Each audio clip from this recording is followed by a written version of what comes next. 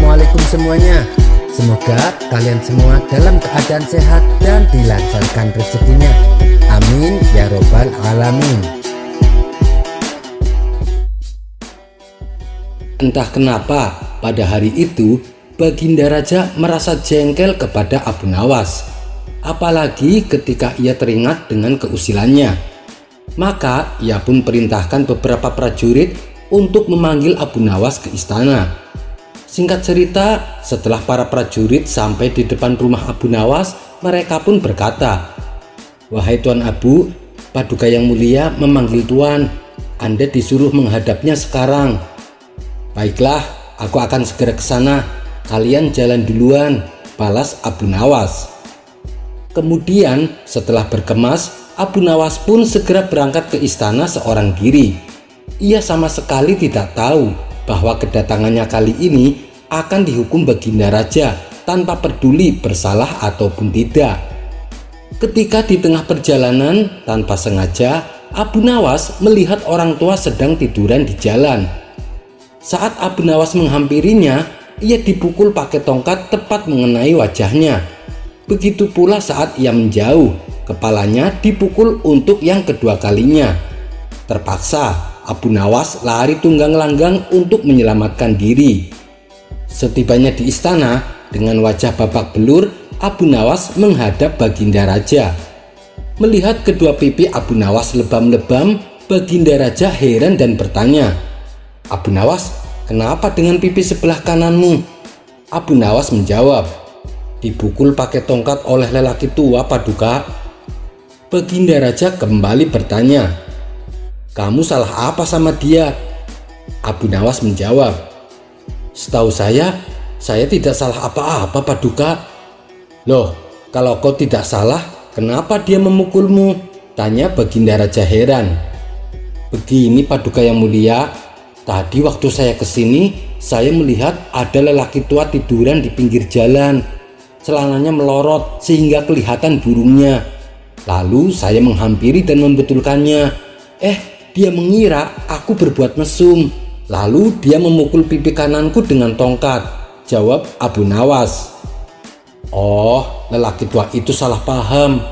Terus kenapa pipi sebelah kirimu juga lebam?" tanya Baginda Raja. "Aku pikir dia memang suka kalau celananya terbuka. Maka aku balik lagi dan melorotkan celananya. Dia malah memukulku lagi. Terpaksa aku melarikan diri," jelas Abu Nawas. Mendengar penuturan tersebut, spontan Baginda Raja tertawa terpingkal-pingkal. Ia yang tadinya ingin menghukum Abu Nawas justru berbalik menjadi kasihan. Kemudian Baginda Raja pun memberinya uang untuk berobat. Kisah selanjutnya. Dikisahkan Tuan Hamid baru saja membeli hewan kuda yang unik, di mana kuda tersebut mempunyai tanduk di kepalanya, dan itu merupakan hewan yang langka. Kejadian ini membuat warga gempar. Mereka pun penasaran dan ingin melihatnya, termasuk Abu Nawas sendiri. Kemudian mereka berbondong-bondong mendatangi rumah Tuan Hamid. "Wah, kudanya unik sekali." "Iya, kudanya sangat indah," kata para warga memujinya. Lalu oleh Abu Nawas, kudanya ditawar dengan harga 100 dinar. Harga tersebut terbilang sangat tinggi, karena biasanya seekor kuda dihargai 5 dinar. "Kau serius, Abu Nawas?" tanya Tuan Hamid memastikan. "Tentu saja. Kau bersedia menjualnya tidak?" kata Abu Nawas balik bertanya. Mendapatkan uang sebanyak itu, tentu saja Tuan Hamid langsung menyetujuinya. "Baiklah Tuan Hamid, besok aku akan kesini lagi. Aku akan membayar sekalian mengambil kudanya," ujar Abu Nawas. Namun nasib sial menimpa Tuan Hamid. Kuda yang rencananya akan dijual tiba-tiba mati tanpa sebab. Dan pada keesokan harinya Tuan Hamid segera memberitahukannya kepada Abu Nawas. "Maaf Abu Nawas, kudanya sudah mati," kata Tuan Hamid kecewa. "Tidak apa-apa, tetap akan aku beli," balas Abu Nawas. Mendengar hal itu, Tuan Hamid pun menjadi bingung. "Kamu yakin Abu Nawas? Nanti kamu rugi," tutur Tuan Hamid. Namun Abu Nawas tetap bersikeras untuk membeli kuda tersebut. Karena terus-terusan didesak, Tuan Hamid pun akhirnya setuju. Setelah menerima pembayaran dari Abu Nawas, Tuan Hamid kembali berkata, "Wahai Abu Nawas, coba beritahu aku, apa alasanmu? Kenapa tetap mau membeli kuda yang telah mati?" tanya Tuan Hamid. "Maaf, aku sedang buru-buru ke istana. Nanti sore aku jelaskan," jawab Abu Nawas. Ia pun lalu pergi dengan membawa kudanya yang sudah mati. Ketika waktu sudah menjelang sore, Tuan Hamid pergi menuju rumah Abu Nawas.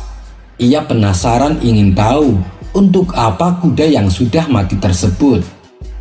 "Wahai Abu Nawas, sekarang tolong beritahu aku," pinta Tuan Hamid. "Begini, kemarin waktu di istana aku menggelar undian kepada para menteri, dan untuk mengikuti undian tersebut diwajibkan membayar 20 dinar, kata Abu Nawas. "Undian? Undian apa?" tanya Tuan Hamid.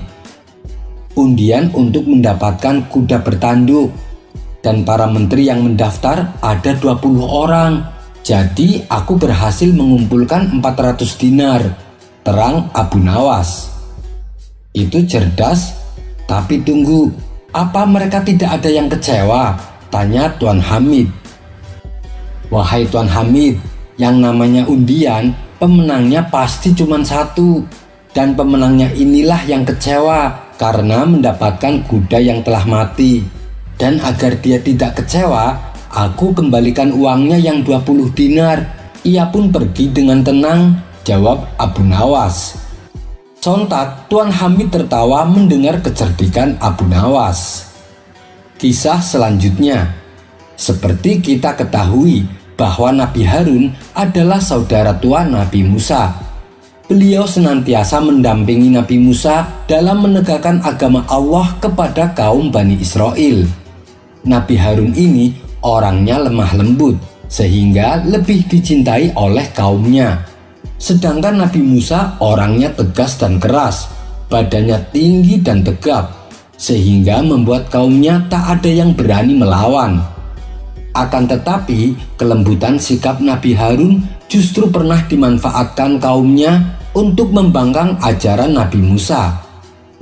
Peristiwa itu terjadi tatkala Nabi Musa mendapatkan wahyu supaya pergi ke Bukit Tursina. Sebelum Nabi Musa berangkat, beliau berpesan kepada Nabi Harun agar menjaga kaumnya dari perbuatan syirik. Namun selepas kepergian Nabi Musa, kaumnya ini mulai berani menyembah berhala. Ketika Nabi Harun mengingatkan mereka, beliau justru mendapat ancaman pembunuhan. Tentu saja Nabi Harun ketakutan dan tak berani melawan mereka. Beda dengan Nabi Musa, kalau Nabi Musa justru kaumnya yang takut dengan beliau. Setelah Nabi Musa pulang, beliau sangat marah melihat sebagian kaumnya kembali menyembah berhala. Nabi Musa pun langsung mengumpulkan kaum Bani Israel dan menghukum mereka yang berbuat syirik. Perbuatan kurang ajar Bani Israel seakan tiada hentinya. Kali ini mereka menuduh Nabi Musa telah membunuh Nabi Harun. Kejadian ini berawal ketika Nabi Musa mendapatkan wahyu. "Wahai Musa, sesungguhnya aku akan mewafatkan Harun. Oleh sebab itu datanglah engkau bersamanya ke sebuah bukit yang begini dan begini." Maka berangkatlah Nabi Musa dengan mengajak Nabi Harun ikut serta. Mereka berdua pergi ke sebuah bukit sesuai dengan petunjuk wahyu. Sesampainya di bukit tersebut, mereka melihat ada sebuah pohon yang rindang. Di bawah pohon itu terdapat tikar permadani yang berbau harum dan wangi. Nabi Harun lalu berkata, "Wahai Musa, sepertinya aku ingin tiduran di sana." Nabi Musa membalas, "Silahkan tidur saja di sana." Namun sesaat Nabi Harun merasa ragu. "Tapi aku takut, wahai Musa," kata Nabi Harun. "Apa yang kau takutkan?" tanya Nabi Musa. "Aku takut ketika aku tertidur, pemilik tikar ini akan datang dan murka kepadaku," jawab Nabi Harun. "Jangan takut, wahai Harun, aku akan melindungimu. Tidurlah sana," balas Nabi Musa.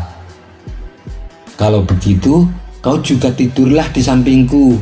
Jadi kalau pemilik tikar itu datang, kau yang menghadapinya," pinta Nabi Harun. Nabi Musa pun menuruti permintaannya. Beliau berpura-pura tidur di samping Nabi Harun. Di saat Nabi Harun sudah tertidur pulas, Allah mengutus malaikat maut untuk mencabut nyawa Nabi Harun. Beliau lalu dibawa ke langit dengan tikarnya sekalian yang ia gunakan sebagai alas tidurnya. Setelah melihat peristiwa itu, Nabi Musa pun bersedih karena harus berpisah dengan saudaranya. Kemudian Nabi Musa turun dari bukit dan kembali menemui kaum Bani Israel. Ketika kaumnya melihat Nabi Musa pulang tanpa Nabi Harun, mereka berkata, "Sungguh Musa telah membunuh Harun." Musa merasa iri dan dengki karena Harun lebih dicintai kaumnya. Itulah fitnahan yang diterima Nabi Musa di saat beliau sedang dilanda kesedihan. Kaum Bani Israel ini menganggap bahwa Nabi Harun lebih memahami perasaan mereka. Itu lantaran karena Nabi Harun lebih lembut sikapnya kepada mereka. Sedangkan Nabi Musa sikapnya lebih tegas kepada sebagian orang di antara kaumnya itu. Ketika ucapan mereka sempat terdengar oleh Nabi Musa, beliau berkata kepada mereka, "Sungguh celaka kalian, Harun itu saudara kandungku sendiri. Apakah kalian melihat kalau aku membunuhnya?" bentak Nabi Musa. Mereka semua pun terdiam, tak ada yang berani menatapnya. Akan tetapi, di balik Nabi Musa, tuduhan tersebut semakin ramai diperbincangkan oleh Bani Israel. Tak ingin fitnah keji ini berkepanjangan, akhirnya Nabi Musa mengumpulkan seluruh kaumnya. Beliau lalu menunaikan sholat 2 rakaat dan berdoa. Beliau meminta kepada Allah supaya diperlihatkan jasad Nabi Harun, agar Bani Israel percaya bahwa Nabi Musa tidak membunuhnya. Tak berselang lama, langit pun terbuka. Nampaklah jasad Nabi Harun sedang berbaring di atas tikarnya. Setelah menyaksikan hal itu, barulah mereka percaya kalau Nabi Musa memang tidak membunuhnya. Kisah ini diriwayatkan oleh Ibnu Katsir dalam kitabnya yang berjudul Qisosul Anbiya. Wallahu a'lam bishawab. Kisah selanjutnya. Persoalan yang dihadapi Abu Nawas seakan tiada habisnya. Pada cerita yang lalu, Baghdad dipimpin oleh gubernur yang kejam. Tapi berkat kecerdikan Abu Nawas, gubernur tersebut akhirnya dipecat dari jabatannya. Dan kini Baginda Raja menunjuk gubernur yang baru. Orangnya memang tidak kejam, tapi ia punya kebiasaan yang aneh, yaitu senang menertawakan orang lain. Pada suatu hari, koki istana salah mencampurkan resep. Akibatnya rasa makanannya jadi tidak enak. Tapi bukannya marah, Tuan Gubernur malah menyuruh kokinya untuk tutup mulut. Ia lalu membagikan makanan tersebut kepada semua pelayan dan bawahannya. Hampir saja mereka memuntahkan makanan itu. Namun karena tidak berani membangkang perintah Tuan Gubernur, mereka terpaksa tetap mengunyahnya. Menyaksikan mereka mengunyah dengan wajah yang aneh, ia pun tertawa terpingkal-pingkal. Tak puas sampai di situ, ia kemudian mengundang Abu Nawas dan kawan-kawannya untuk menikmati makanan yang tidak enak tersebut. Tentu saja, Abu Nawas dan kawan-kawan juga merasakan hal yang sama. Mereka terpaksa mengunyah dengan ekspresi wajah yang tak karuan. Bagi Tuan Gubernur, itu sungguh menggelikan. Ia pun tak kuasa menahan tawanya. Hingga pada suatu hari, Abu Nawas kembali menghadap Tuan Gubernur.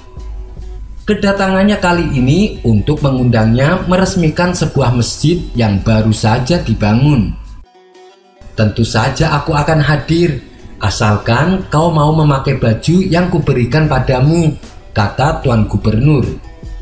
Baju pemberian gubernur pasti bagus, aku sungguh beruntung, pikir Abu Nawas yang langsung mengangguk setuju. Mata Abu Nawas lalu ditutup, kemudian ia dipakaikan baju baru tanpa diberi kesempatan untuk berkaca. Kau tampak gagah dan pantas, Abu Nawas. Semua orang pasti akan memandangmu. Sekarang silahkan pulang, besok aku pasti akan datang, kata Tuan Gubernur sambil menahan tawa. Abu Nawas pun merasa sangat senang dan bangga. Ia pulang dengan riang gembira. Dan benar saja, di sepanjang perjalanan, semua orang terpana memandang penampilannya. Hal ini membuat Abu Nawas semakin percaya diri. Setibanya di rumah, sang istri langsung berkata kepadanya, "Apa-apaan kau ini? Memalukan. Lekas, copot bajumu dan basuh mukamu dengan air." Mendapati reaksi berbeda dari istrinya, Abu Nawas merasa penasaran. Ia pun segera berkaca di depan cermin. Tampaklah kedua pipi Abu Nawas berwarna hitam. Dan ketika bajunya dilepas, di belakangnya terdapat tulisan, "Aku orang bodoh." Kurang ajar, dasar gubernur somplak, aku telah dikerjai olehnya. Jadi sewaktu ia menutup mataku, tangannya mengoleskan bedak hitam ke pipiku, geram Abu Nawas dalam hati. Sementara Tuan Gubernur tertawa terbahak-bahak di istananya sendiri. Ia tak bisa membayangkan bagaimana Abu Nawas ditertawakan orang-orang. Keesokan harinya, setelah Tuan Gubernur meresmikan pembangunan masjid, ia berjalan menghampiri Abu Nawas. "Nanti sore datanglah ke istanaku. Ada sesuatu yang penting ingin kubicarakan," kata Tuan Gubernur. Abu Nawas pun mengiyakannya. Namun dalam hati ia berkata, "Kali ini aku jangan sampai tertipu olehnya. Aku harus tetap waspada." Singkat cerita, pada sore harinya duduklah Abu Nawas bersama gubernur di istananya yang megah. "Apa yang ingin Tuan bicarakan? Katakanlah," tanya Abu Nawas mulai curiga. Akan tetapi dugaan Abu Nawas keliru. Tuan Gubernur justru berbicara serius mengenai kondisi rakyat Baghdad. Ia meminta kepada Abu Nawas untuk mendata orang-orang miskin supaya bisa mendapatkan bantuan. Tak hanya itu, Tuan Gubernur juga berencana mendirikan madrasah-madrasah gratis agar anak-anak Baghdad bisa mendapatkan pendidikan. Perbincangan kedua orang ini pun menyita waktu lumayan lama, sehingga tak terasa waktu sudah beranjak malam. "Baiklah Tuan Gubernur, berhubung pembicaraan kita sudah selesai, saya mau pamit pulang," kata Abu Nawas. "Tapi ini sudah larut malam, Abu Nawas. Kenapa tidak menginap di sini saja?" tawar sang gubernur. "Apa tidak merepotkan?" tanya Abu Nawas. "Kenapa merepotkan? Istana ini dibangun dari uang rakyat, Abu Nawas. Jadi kamu berhak untuk menginap di sini," balas Tuan Gubernur. Mendengar hal itu, Abu Nawas yang tadinya benci setengah mati, kini berubah menjadi rasa kagum. Tidak kusangka, di balik sifat usilnya yang kelewatan, ternyata dia adalah gubernur yang peduli dengan rakyatnya, gumam Abu Nawas. Abu Nawas pun dengan senang hati menerima tawaran untuk menginap di istana. Maka diantarlah Abu Nawas ke sebuah kamar yang sudah disiapkan. Ketika ia membaringkan tubuhnya di ranjang, beberapa menit kemudian tubuhnya merasakan gatal-gatal. Rupanya ranjang tersebut telah ditaburi bubuk gatal. Ia pun mencoba mencari bedak untuk mengobatinya. Dan bedak yang ia cari berada di atas meja. Segera saja ia menaburinya ke seluruh tubuh. Namun bedak tersebut juga merupakan jebakan. karena ternyata bedak yang ia pakai sudah dicampuri bubuk bersin, sehingga dalam waktu semalaman ia bersin terus-menerus. "Kurang ajar, tunggu saja nanti pembalasanku," kata Abu Nawas geram. Seminggu kemudian terdengar kabar Tuan Gubernur akan mengadakan pesta syukuran atas tahun kelahirannya. Semua warga diundang, baik pejabat maupun rakyat biasa, tak terkecuali Abu Nawas. Disinilah Abu Nawas mulai melancarkan aksi balas dendamnya. Sehari sebelum pesta dilaksanakan, Abu Nawas berpura-pura ingin membantu segala macam persiapan pesta. Tentu saja niat Abu Nawas ini disambut baik oleh Tuan Gubernur. Dan hari yang dinanti-nanti pun telah tiba. Ketika acara pesta berlangsung, Tuan Gubernur tampil dengan jubah kebesarannya yang membuat para hadirin berdecak kagum. Namun, kekaguman mereka seketika berubah menjadi tertawaan. Tuan Gubernur yang tak menyadari hal ini mengira bahwa mereka tertawa karena gembira.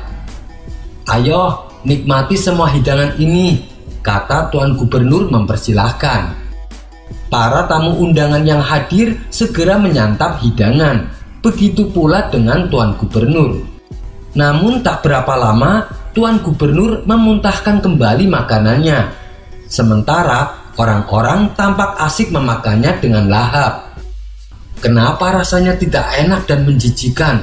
Padahal hidangannya sama dengan mereka," pikir Tuan Gubernur. Kemudian ia pun memilih untuk tidak ikut makan. Ia berjalan menuju kursi singgasananya. Tapi ketika ia mulai duduk di atas singgasana, tiba-tiba pantatnya merasakan gatal-gatal yang teramat sangat. Hal ini membuatnya bertingkah seperti orang aneh. Ia menggaruk-garuk pantatnya sampai dengan posisi menungging. Para tamu undangan yang hadir spontan tertawa dibuatnya. Setelah rasa gatalnya agak mereda, ia mengambil sapu tangan untuk mengelap keringat di wajahnya. Kejadian tidak mengenakan kembali dialami. Tanpa sebab, ia bersin terus-menerus hingga acara pesta selesai. Ketika pesta telah berakhir, para tamu undangan pun satu persatu menyalaminya. "Terima kasih atas jamuannya, wahai Gubernur tolol," kata tamu pertama. Begitu pula dengan tamu kedua dan seterusnya. Mereka semua mengatakan hal yang sama. "Kurang ajar kalian, berani-beraninya menyebutku seperti itu," bentak Tuan Gubernur. "Tapi bukankah Tuan yang meminta kami memanggil demikian? Coba baca tulisan di punggung jubah Tuan," balas mereka. Akhirnya Tuan Gubernur mulai menyadari bahwa ada seseorang yang telah mengerjainya. "Ulah siapa ini? Ayo mengaku!" teriaknya penuh amarah. Suasana yang tadinya meriah mendadak menjadi hening, dan semua para tamu undangan terdiam. "Saya Tuan Gubernur," jawab Abu Nawas. Orang-orang pun menatap ke arah Abu Nawas. "Apa maksudmu dengan perbuatan ini?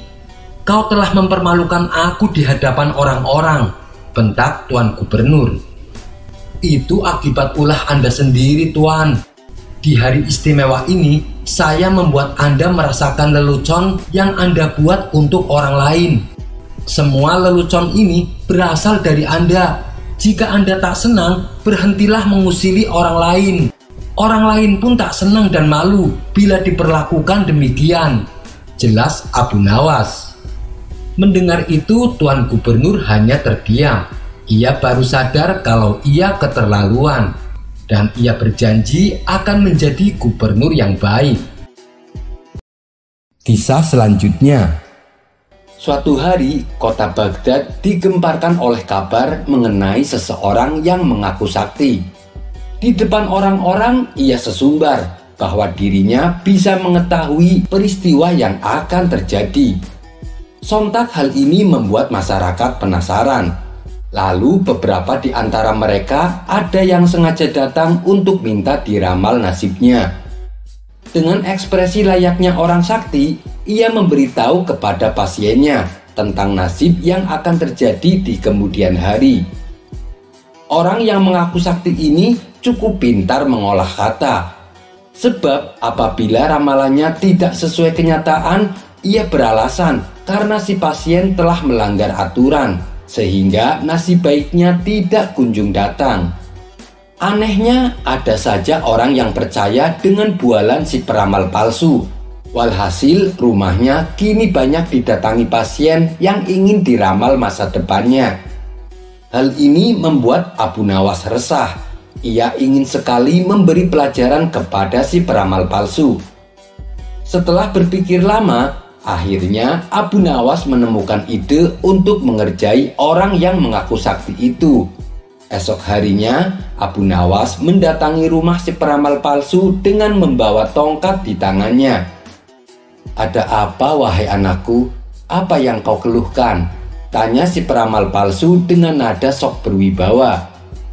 "Aku cuma mau tanya, apa benar Anda bisa meramal masa depan?" tanya Abu Nawas. "Tepat sekali, kamu datang ke tempat yang benar," jawab orang tersebut. "Oh begitu, selain meramal masa depan orang, apakah Anda juga bisa meramal nasib Anda di masa mendatang?" tanya Abu Nawas kembali. "Tentu saja bisa, wahai anakku. Aku bisa tahu apa yang akan terjadi padaku," balas si peramal. Setelah mendengar pengakuan orang tersebut, tiba-tiba Abu Nawas memukulkan tongkatnya tepat mengenai kepala si peramal. "Aduh, kenapa kau memukulku?" tanya si peramal kesakitan. "Tadi katanya Anda bisa tahu apa yang akan terjadi pada diri Anda. Seharusnya sebelum saya pukul, Anda sudah menghindar. Berarti Anda pembohong," ujar Abu Nawas. "Tidak, wahai anakku. Sebenarnya saya sudah tahu. Bahkan sebelum kamu datang ke sini," kata si peramal berpura-pura. "Tapi kenapa Anda tadi tidak mengelak waktu saya pukul?"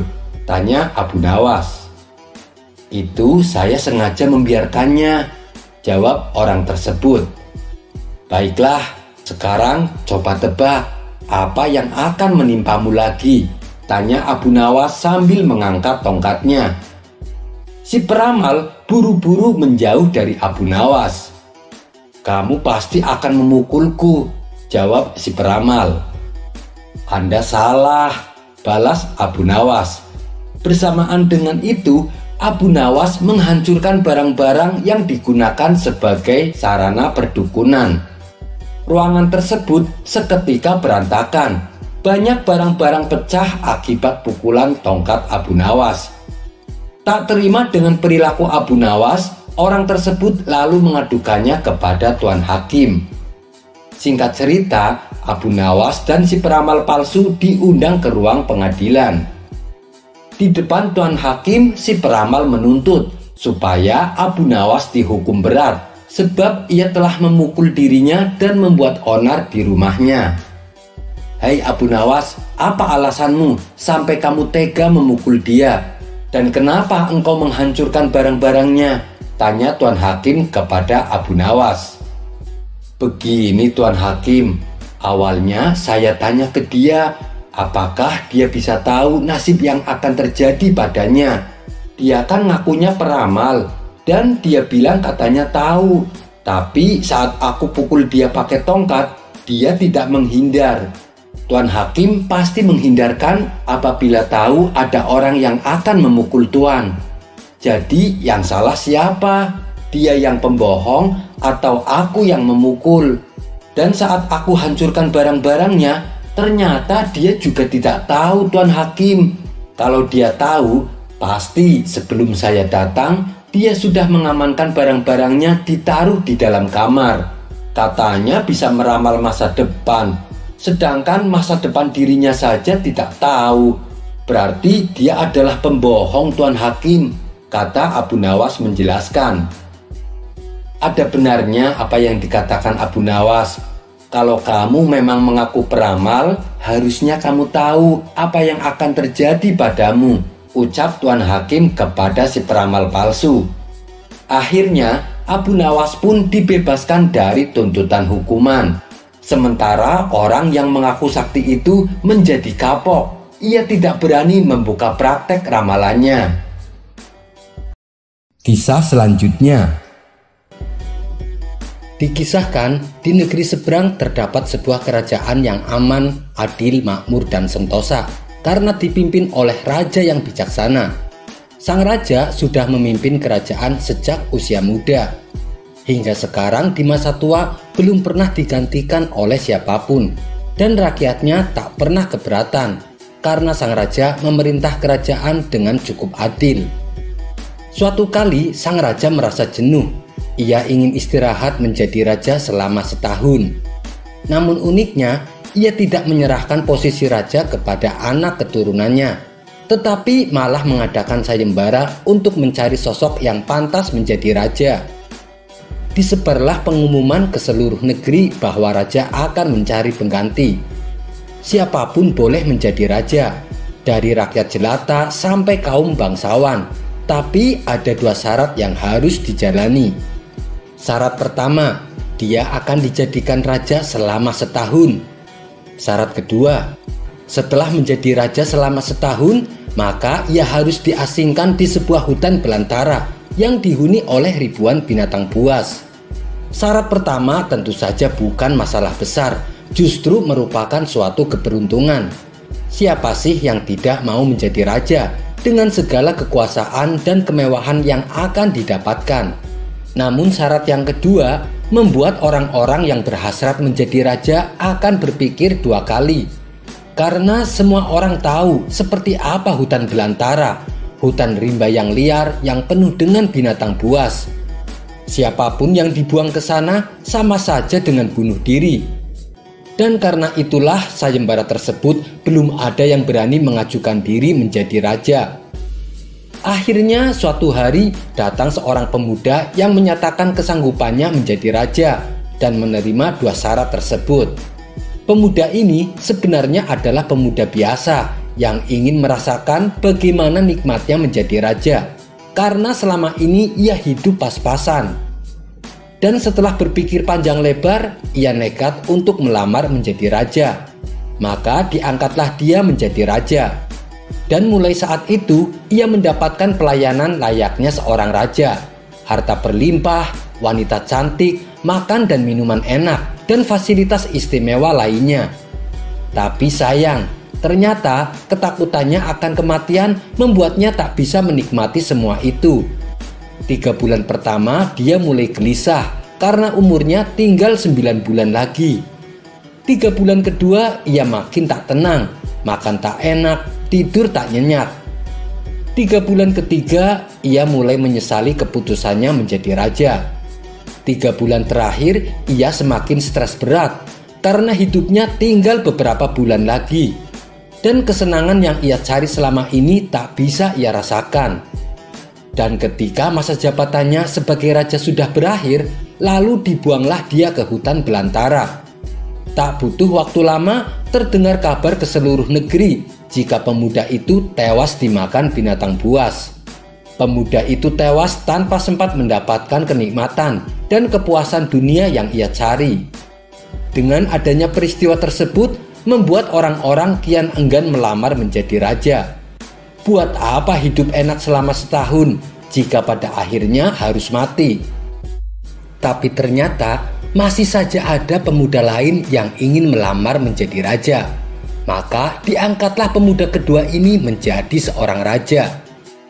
3 bulan pertama menjadi raja, ia puas-puaskan berpesta karena sadar hidupnya tak akan lama lagi. 3 bulan kedua dan berikutnya, hari-harinya ia habiskan dengan foya-foya dan pesta pora. Bulan berganti bulan, pestanya makin gila-gilaan. Ia sudah tak peduli lagi pada apapun. Ia hanya ingin bersenang-senang sebelum mati. Setelah jabatannya sebagai raja berakhir, lalu dibuanglah ke hutan belantara. Tidak berapa lama terdengar kabar bahwa dia tewas diterkam singa. Tubuhnya dicabik-cabik dan jadi rebutan makanan para singa. Pemuda kedua ini masih mending daripada pemuda yang pertama. Setidaknya ia mendapatkan kenikmatan dan kepuasan dunia sebelum dia mati. Dua pemuda yang tewas ini membuat banyak orang melupakan mimpinya menjadi raja. Mereka masih penasaran, apakah masih ada orang yang cukup bodoh untuk melamar menjadi raja. Suatu hari Abu Nawas melancong ke negeri tersebut. Tujuannya adalah menemui sahabat lamanya yang kebetulan merupakan penduduk negeri itu. Sesampainya di sana, dengan penuh kehangatan Abu Nawas disambutnya. Mereka berdua saling melepas kangen satu sama lain. Di sela-sela obrolannya, Abu Nawas merasa iba dengan kondisi sahabatnya itu. Ia kini hidup miskin, tinggal di gubuk kecil reot hanya seorang diri. "Mana istrimu?" tanya Abu Nawas. "Semenjak aku jatuh miskin, ia pergi meninggalkanku," jawab sahabatnya. "Ya sudah, yang sabar ya. Yang penting kamu jangan tinggalkan sholat dan jangan lupa berdoa kepada Allah agar Allah membukakan pintu rizki untukmu," tutur Abu Nawas. "Alhamdulillah, aku tidak pernah tinggal sholat. Bahkan aku sekarang rajin berpuasa sunnah," balas sahabatnya. "Oh iya, ngomong-ngomong, mana nih makanannya? Dari tadi kenapa belum keluar?" celetuk Abu Nawas. "Maaf Abu Nawas, aku sudah tidak punya apa-apa. Aku sendiri kadang sehari makan, kadang tidak," ujar sahabatnya. Mendengar hal itu membuat hati Abu Nawas semakin terenyuh. "Kenapa tidak mencari kerja? Upahnya kan bisa untuk beli makanan," tanya Abu Nawas. "Setiap hari aku keluar untuk cari pekerjaan, tapi belum juga aku dapatkan. Mungkin belum rezeki saya," jawab sahabatnya. "Kalau mau nekat sih sebenarnya aku bisa. Bahkan aku menjadi raja dan kaya raya. Tapi itu hanya sementara. Setelah itu aku mati diterkam binatang buas di hutan belantara," kata sahabatnya melanjutkan. "Maksudmu bagaimana?" tanya Abu Nawas heran.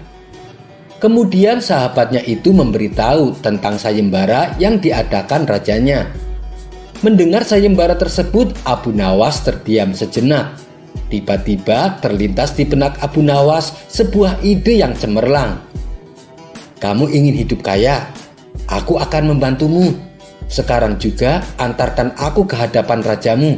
Aku mau mendaftar menjadi raja," ucap Abu Nawas. "Kamu gila ya?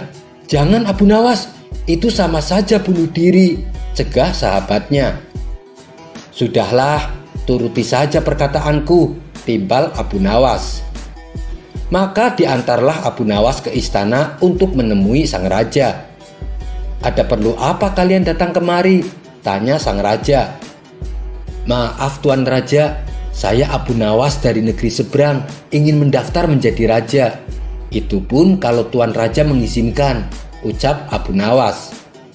"Oh, tentu saja boleh. Siapapun dipersilahkan menjadi raja. Tapi ada 2 syarat yang harus dijalani," ujar sang raja.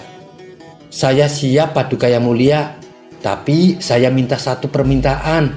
Izinkan sahabatku ini menjadi pengawal pribadi saya," kata Abu Nawas sambil menunjuk sahabatnya yang berdiri di sampingnya. "Oh, silahkan saja. Saat kamu menjadi raja setahun, kamu berhak atas segala sesuatunya, termasuk mengatur semua prajurit kerajaan beserta para menterinya. Tapi ketika masamu menjadi raja berakhir, sahabatmu juga harus ikut kamu dibuang ke hutan belantara," timbal sang raja. Sahabat Abu Nawas ini kaget dan sempat menolak dijadikan pengawal pribadinya. Namun akhirnya Abu Nawas berhasil membujuknya. Mendengar ada yang melamar menjadi raja lagi membuat masyarakat penasaran. Sebagian menertawakan kebodohan tersebut, sementara yang lain merasa iba dan kasihan. Abu Nawas pun akhirnya diangkat menjadi raja, dan ia diberi segala kemewahan dan kemudahan serta fasilitas layaknya seorang raja. Ternyata berbeda dengan 2 pemuda sebelumnya. Abu Nawas tidak berpesta pora dan foya-foya, Namun ia membuat beberapa tindakan selama ia menjadi raja. 3 bulan pertama, Abu Nawas memerintah ribuan prajurit untuk membabat habis hutan belantara dan memindahkan semua binatangnya ke tempat lain. Sebagai raja, tentu perintahnya harus dipatuhi. Walhasil setelah 3 bulan berlalu, hutan belantara tempat ia akan dibuang kini menjadi tanah kosong yang siap huni. 3 bulan kedua, Abu Nawas memerintahkan para arsitek membuat istana megah untuk dirinya. Tentunya dengan uang kerajaan yang ia kuasai, Abu Nawas bisa membangun apa saja, termasuk membangun istana di tanah yang dulunya adalah hutan belantara. Maka dalam jangka waktu 3 bulan, berdirilah istana megah dan kokoh. 3 bulan ketiga, Abu Nawas memerintahkan para prajurit membawakan harta dan perabotan dikirim ke istana yang baru saja ia bangun. 3 bulan terakhir, Abu Nawas menawarkan kepada masyarakat, siapa saja yang mau pindah di wilayah istananya akan dibuatkan rumah dan diberi modal uang untuk berdagang. Kesempatan tersebut tidak disia-siakan warga. Ratusan orang mendaftarkan diri untuk pindah di sekitaran istana Abu Nawas. Selama 3 bulan terakhir, tempat yang tadinya hutan belantara kini berubah menjadi pemukiman penduduk. Bahkan di sana Abu Nawas mempunyai istana dengan dipenuhi harta kekayaan. Dan akhirnya habislah masa jabatan Abu Nawas sebagai raja. Dan sesuai perjanjian, Abu Nawas dan sahabatnya dibuang ke hutan belantara yang kini sudah menjadi pemukiman penduduk. Sesampainya di sana, Abu Nawas dan sahabatnya memasuki istana barunya. Ini semua untuk kamu. Kamu sekarang sudah menjadi orang kaya. Tapi jangan lupa untuk bersedekah, tutur Abu Nawas. Sahabatnya itu terkejut bukan main. Ia langsung merangkul Abu Nawas dan mengucapkan terima kasih. Akhirnya Abu Nawas pun pamit pulang kembali ke kampung halamannya. Kisah selanjutnya diceritakan ada 2 orang yang hidup bertetangga. Rumah mereka berdekatan satu sama lain. Akan tetapi 2 orang ini sangat bertolak belakang. Satunya adalah wanita pelacur, sedangkan satunya lagi adalah orang yang terkenal alim. Orang alim ini sangat disegani oleh masyarakat. Ia rajin beribadah dan senantiasa bersikap bijak dalam menangani masalah. Tak heran bila banyak orang yang datang untuk meminta nasihat ataupun sekedar meminta doa darinya. Namun di balik kealimannya itu, orang tersebut selalu memandang hina dan berburuk sangka kepada tetangganya yang berprofesi sebagai pelacur. Wanita pelacur itu pasti selalu melakukan perbuatan mesum. Itulah yang selalu terucap di hatinya setiap kali ia memandang rumah tetangganya. Prasangka buruk itu selalu terlintas di benaknya apabila dia teringat akan si pelacur tersebut.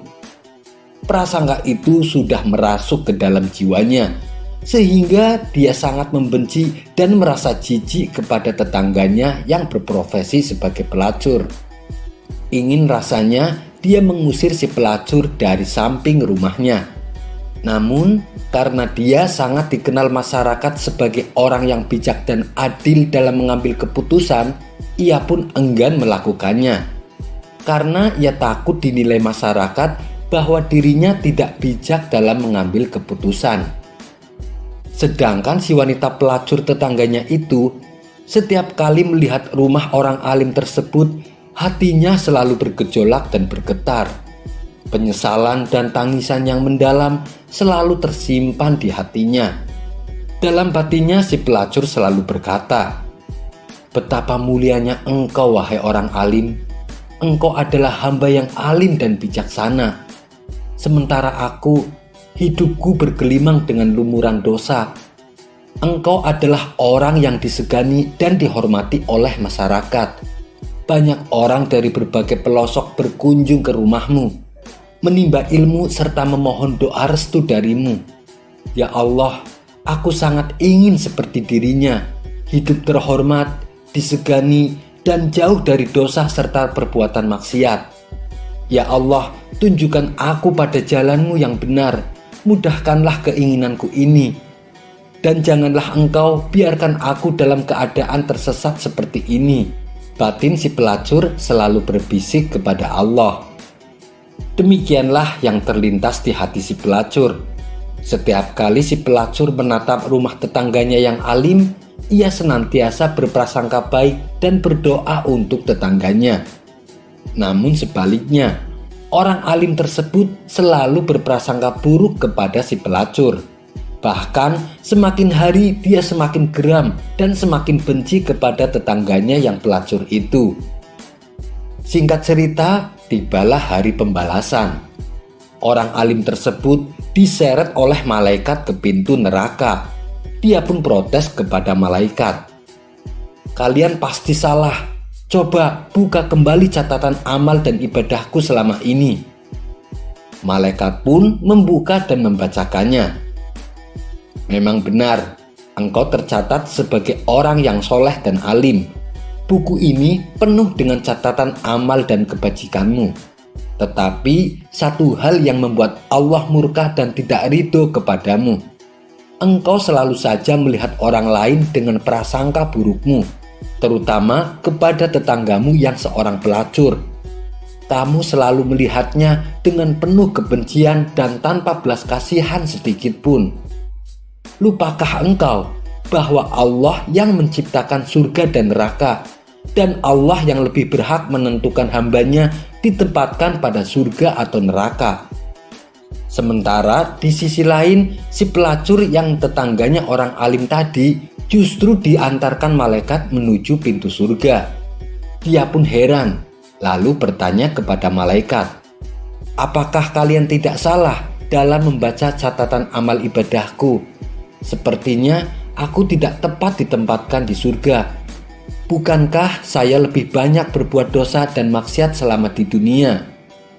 Lalu malaikat menjawab, "Memang benar, catatanmu selama ini selalu berbuat maksiat dan berbuat dosa. Namun ada satu hal kecil yang nampaknya sepele, tetapi sering diabaikan manusia. Justru itu yang membuat Allah ridho dengan perilaku hambanya. Engkau selalu menaruh harapan yang baik kepada Allah dan selalu berprasangka baik terhadap sesama manusia, terutama kepada tetanggamu yang orang alim. Engkau selalu mendoakan dan selalu berprasangka baik terhadapnya. Ketahuilah, Allah yang menciptakan surga dan neraka, dan dialah yang berhak untuk menentukannya." Kisah ini mengajarkan kepada kita agar senantiasa berprasangka baik kepada siapapun, meskipun yang kita lihat adalah orang yang hina dan berlumuran dosa. Perbuatan maksiat yang disertai rasa berdosa adalah lebih mulia dibandingkan melakukan ketaatan yang disertai rasa bangga dan kesombongan. Lebih baik menjadi pendosa yang selalu menangisi dosa-dosanya daripada menjadi orang alim yang sombong dengan ilmunya. Kisah ini terdapat dalam kitab Al-Hikam karya Ibnu Athaillah. Wallahu a'lam bishawab. Kisah selanjutnya. Mungkin yang kita tahu selama ini, Abu Nawas dikenal sebagai tokoh sufi yang nyeleneh dari Baghdad. Namun ternyata dia juga adalah seorang ulama sufi yang sangat menguasai ilmu agama. Di sela-sela kesibukannya bolak-balik ke istana, Abu Nawas selalu menyempatkan waktu untuk mengajar murid-muridnya. Ia juga sering kedatangan tamu yang bertujuan hanya bertanya tentang masalah agama. Suatu ketika, saat Abu Nawas sedang mengajar, datanglah seorang tamu pertama menghadap Abu Nawas. "Wahai Tuan Abu Nawas, manakah yang lebih utama? Orang yang mengerjakan dosa-dosa besar atau orang yang mengerjakan dosa-dosa kecil?" Abu Nawas menjawab, "Yang lebih utama adalah orang yang mengerjakan dosa-dosa kecil." "Mengapa demikian, wahai Tuan Abu Nawas?" tanya tamu itu kembali. "Sebab lebih mudah diampuni oleh Tuhan," balas Abu Nawas. Tamu pertama itu pun merasa puas dengan jawaban Abu Nawas, karena sejatinya ia yakin memang seperti itu. Selanjutnya datang tamu kedua menemui Abu Nawas. Ia juga menanyakan persoalan yang sama. "Wahai Tuan Abu Nawas, manakah yang lebih utama? Orang yang mengerjakan dosa-dosa besar atau orang yang mengerjakan dosa-dosa kecil?" Abu Nawas menjawab, "Orang yang tidak mengerjakan keduanya." "Mengapa demikian, wahai Tuan Abu Nawas?" tanya tamu itu kembali. "Dengan tidak mengerjakan keduanya, tentu tidak memerlukan pengampunan dari Tuhan," jawab Abu Nawas. Tamu kedua itu pun bisa menerima dan memahami atas jawaban Abu Nawas itu. Tidak lama berselang, datang tamu ketiga menemui Abu Nawas. Tamu tersebut juga menanyakan hal yang sama. "Wahai Tuan Abu Nawas, manakah yang lebih utama? Orang yang mengerjakan dosa-dosa besar atau orang yang mengerjakan dosa-dosa kecil?" Abu Nawas menjawab, "Orang yang mengerjakan dosa-dosa besar." "Mengapa demikian, wahai Tuan Abu Nawas?" tanya tamu itu kembali. "Sebab pengampunan Allah kepada hambanya sebanding dengan besarnya dosa hamba itu," jawab Abu Nawas. Mendengar jawaban Abu Nawas membuat tamu ketiga ini puas. Ia pun lalu pamit pulang. Ternyata selama Abu Nawas menerima ketiga tamu tersebut, ada salah satu muridnya yang selalu memperhatikan percakapan antara Abu Nawas dan tamu-tamunya itu. Sang murid merasa bingung dengan jawaban gurunya. Kenapa satu pertanyaan yang sama tapi jawabannya berbeda-beda? Karena merasa penasaran, ia pun memberanikan diri menanyakan hal itu kepada Abu Nawas selaku gurunya. "Wahai Tuan Guru, saya perhatikan dari awal, kenapa Tuan Guru memberikan jawaban yang berbeda? Padahal ketiga tamu tadi menanyakan persoalan yang sama." Abu Nawas hanya tersenyum mendengar pertanyaan muridnya itu. Ia pun lalu menjelaskan, "Wahai anakku, manusia itu dibagi menjadi 3 tingkatan. Tingkatan yang pertama adalah tingkatan mata. Tingkatan yang kedua adalah tingkatan otak. Dan tingkatan yang terakhir atau tingkatan yang ketiga adalah tingkatan hati. Adapun tamu yang pertama datang tadi, tingkatannya adalah tingkatan mata." "Wahai Tuan Guru, tingkatan mata itu apa?" tanya si murid penasaran. Abu Nawas menjelaskan, tingkatan mata ibarat anak kecil yang melihat bintang di langit. Ia mengatakan bintang itu kecil karena ia melihatnya hanya menggunakan mata. Sedangkan tamu kedua yang datang tadi, tingkatannya adalah tingkatan otak. "Tingkatan otak? Apa itu tingkatan otak, wahai Tuan Guru?" tanya si murid kembali. "Tingkatan otak ibarat orang pandai yang melihat bintang. Ia pasti akan mengatakan bintang itu besar karena ia memang memiliki pengetahuan," jawab Abu Nawas. "Dan tamu yang terakhir datang tadi atau tamu yang ketiga, dia tingkatannya adalah tingkatan hati," lanjut Abu Nawas. "Lalu apa itu tingkatan hati, wahai Tuan Guru?" tanya si murid semakin penasaran. "Tingkatan hati ibarat orang pandai dan mengerti yang melihat bintang di langit. Ia tetap akan mengatakan bintang itu kecil, walaupun ia tahu bahwa bintang itu sebenarnya adalah besar. Karena bagi orang yang mengerti, tidak ada sesuatu apapun yang besar, melainkan dengan kemahabesaran Allah Subhanahu wa Ta'ala," jawab Abu Nawas. Setelah mendengar semua penjelasan gurunya itu, si murid menjadi paham kalau gurunya memberi jawaban sesuai dengan kapasitas si penanya. Itulah kenapa satu pertanyaan menghasilkan 3 jawaban yang berbeda. Kisah selanjutnya. Dikisahkan ada seorang alim dan ahli ibadah yang bernama Imam Junaid. Imam Junaid merupakan waliullah yang terkenal dengan pemahaman ilmu fikih yang luar biasa. Imam Junaid ini memiliki kebiasaan beribadah di atas rata-rata orang pada umumnya. Bayangkan saja, dalam sehari beliau melakukan sholat sunnah sebanyak 400 rakaat. Selain sholat sebanyak 400 rakaat, ia juga istiqomah berpuasa pada pagi hari dan berzikir di malam harinya. Keadaan ini membuat iblis tidak suka. Ia lalu berkata kepada bala tentaranya, "Siapa yang bisa menggoda Imam Junaid agar terjerumus ke lembah dosa?" Mendengar itu, jin ifrit mengajukan diri. "Saya sanggup, tapi apakah Anda akan lepaskan saya dari segala pekerjaan lainnya?" tanya jin ifrit. "Tentu saja, karena ini adalah pekerjaan yang berat," jawab iblis laknatullah. Maka jin ifrit menyusun siasat. Ia menyamar menjadi seorang pemuda dan berpura-pura ingin menjadi muridnya. Berangkatlah jin ifrit menemui Imam Junaid di rumahnya. "Wahai waliullah, aku ingin mengabdi kepadamu tanpa upah, bolehkah?" ucap jin ifrit kepada Imam Junaid. Sesaat Imam Junaid terkejut karena ia tahu bahwa di hadapannya bukanlah manusia, melainkan jin ifrit laknatullah. Tapi Imam Junaid berpura-pura tidak mengetahuinya. Ia ikuti sampai sejauh mana permainan tipu daya jin ifrit.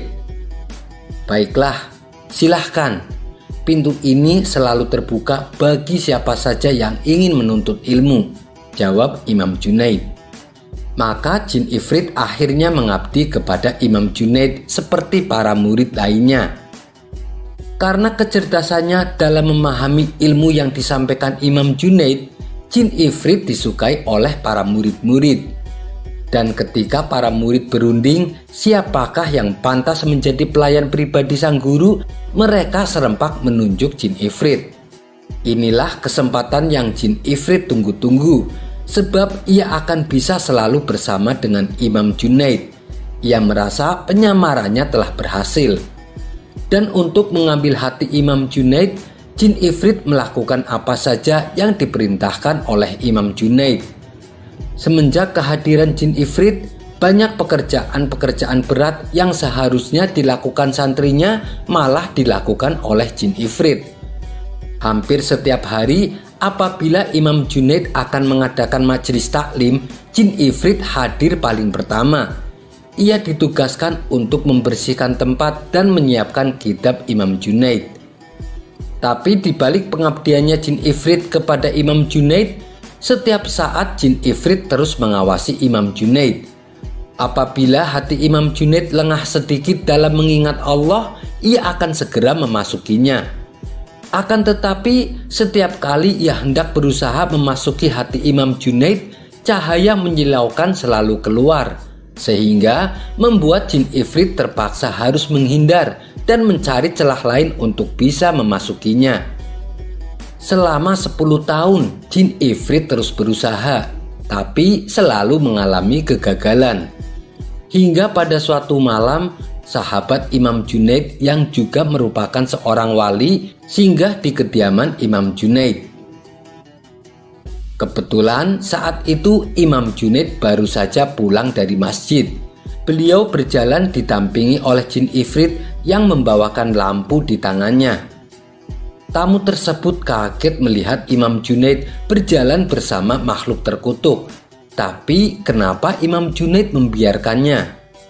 Setelah Imam Junaid mempersilahkan sahabatnya masuk rumah, mereka berdua lalu duduk di ruang tamu. "Apakah engkau tidak menyadari yang selalu mendampingimu bukanlah manusia, tapi setan?" kata sahabatnya kepada Imam Junaid. "Biarkan saja si durhaka ini semakin durhaka, biarkan saja dia," balas Imam Junaid. Ternyata pembicaraan mereka berdua terdengar oleh jin ifrit. Dengan masih membawa lampu di tangannya, jin ifrit berkata kepada Imam Junaid, "Hai Junaid, jadi selama ini engkau mengetahui penyamaranku?" Imam Junaid membalas, "Sejak pertama kamu datang, Allah telah membuatku mengenalmu. Aku sudah tahu siapa kamu sejak awal. Tapi aku biarkan saja kau menjadi pelayanku, supaya murid-muridku bisa fokus menuntut ilmu. Jin Ifrit terkejut mendengar jawaban Imam Junaid. Jadi diamu selama ini hanya pura-pura tidak tahu. Bertahun-tahun aku mencoba memasuki hatimu, tapi selalu mengalami kegagalan. Hatimu tak pernah lepas dari mengingat Allah meskipun hanya sedetik, ujar Jin Ifrit. Diamlah wahai musuh Allah, pergi dari sini, bentak Imam Junaid. Jin Ifrit lalu membanting lampu di tangannya dan lari ketakutan. Kisah ini terdapat dalam biografi Syekh Imam Junaid al-Baghdadi, seorang waliullah yang sangat masyhur. Sekian dulu perjumpaan kita kali ini. Sampai bertemu lagi di kisah selanjutnya. Terima kasih yang sudah subscribe dan setia menonton channel ini. Wassalamualaikum warahmatullahi wabarakatuh.